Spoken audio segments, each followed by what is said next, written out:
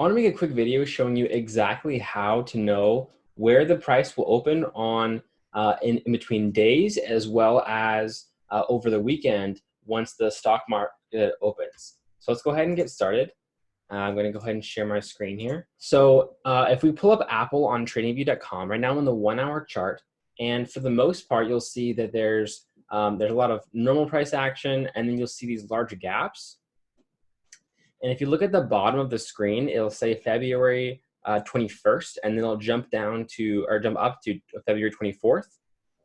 And this is because of even while the market is closed, there is still trading going on. Now, this is even more than before hours and after hours trading. There's even more trading going on than that. There's trading going on in between after market closes and before market opens, excuse me. So I'm going to show you exactly how to find that. And the first thing you have to do is you have to find out the stock you're trading, if it's in what indice it's in. So for example, is it in the SP 500 or is it in the Dow? So there's a couple of different websites you can go to find this out. One that I like is money.cnn.com, and I'll have a link to this in the description. This shows you all the companies currently in the Dow, the US 30. And then there's also this other website, market.businessinsider.com. And again, I'll have this link in the description as well. And you can even select which index you want to look at, and it will show you all of the stocks in that index. You might have to click all because sometimes it just defaults to a certain letter for some reason. But if you do that, then you'll see every single one that's in this indice. So there's multiple pages to this one, of course.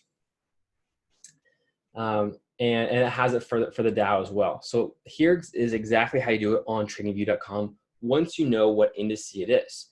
So you type in SPX, that's the SP 500, and you want to make sure that you're in the CFD column, or if you're in all, what you can do is you can click on an exchange, and instead of clicking on a random one, you want to click on specifically forex.com.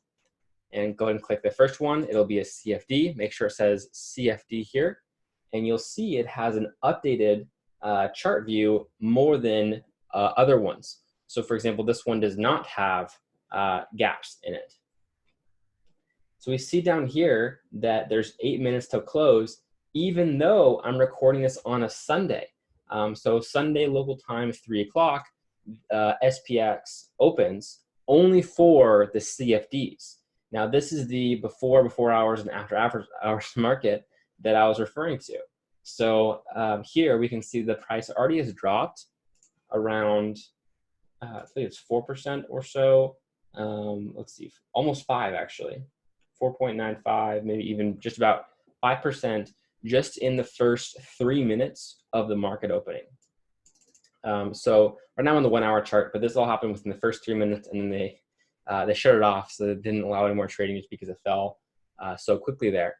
So if you want to see a stock of the SPX and you want to know the general direction that it should be opening, these ones should be opening not necessarily down, because we don't know where this is going to really finish.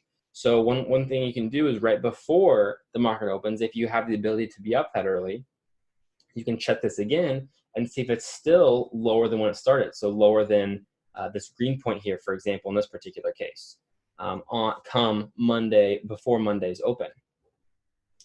And how this will actually help you is if you log into, for example, a Charles Schwab account or any other normal stock trading account, and you want to maybe only if the price went down, you want to have a limit entry, and maybe you want to know how far away that limit entry should be.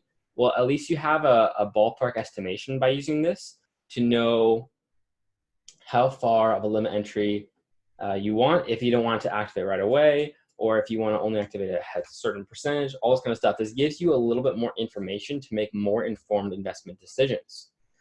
It could also be the reverse. Maybe you only want to buy it if it's already starting to go up. Maybe you just want to ride it while it's going up, for example. That's perfectly fine to do as well. It's really cool to do. There is other ones for the US 30 as well. So here we go. Here is the FXCM. This was a different one. If you type in just US 30 and hit enter, it might even say no symbols match your criteria.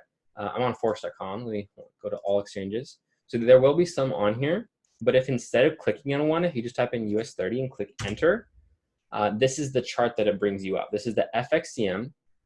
That's the broker that provides us chart data.